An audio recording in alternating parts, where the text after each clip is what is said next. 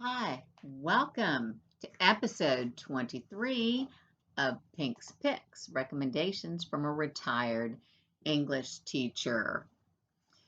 Today's title, Hamnet, was published a mere 2 months ago and is described as a luminous portrait of a marriage, a shattering evocation of a family ravaged by grief and loss, and a tender, unforgettable reimagining of a boy whose life has been all but forgotten and whose name was given to one of the most celebrated plays of all time.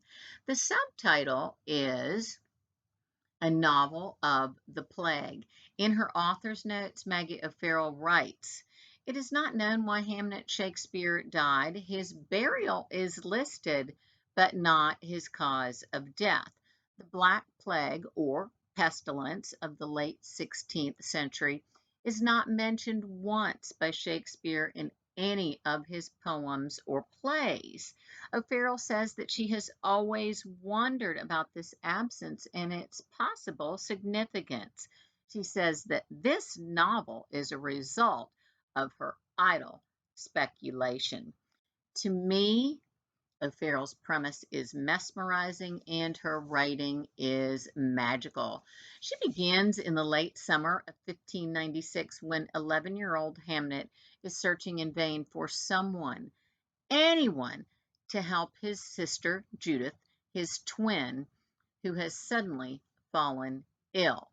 O'Farrell divides the nearly 200-page Part 1 into 17 chapters with multiple narrative and chronological shifts that transport us from Shakespeare and Agnes's first meeting in 1502 to the first performances of Hamlet in 1600 at the New Globe Theatre.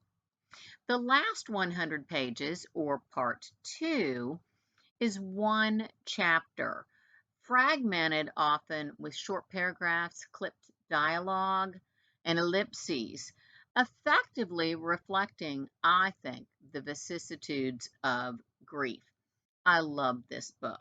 I love O'Farrell's characterization of the young William Shakespeare as the town tutor, of the bewitching, beautiful Agnes. And here I must say that I learned that Anne Hathaway's name listed on her birth record is Agnes or Agnes. It is not Anne. And she smells of rosemary and lavender and cultivates flowers and herbs for medicinal use. Of the oldest child, Susanna, her resourcefulness and her resiliency. Of Judith and the symbiosis of twins. And of course, our tender, tragic title character, Hamnet.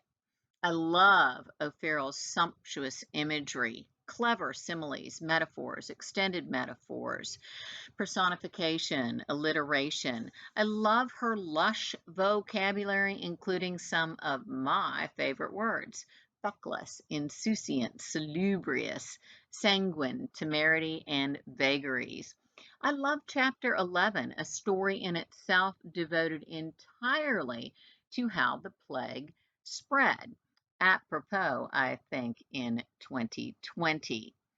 I love O'Farrell's depiction of William and Agnes's nearly palpable passion.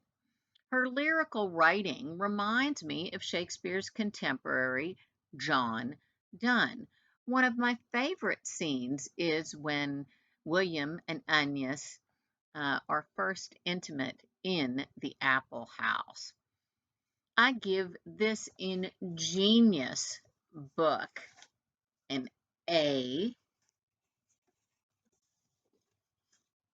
plus. I love it.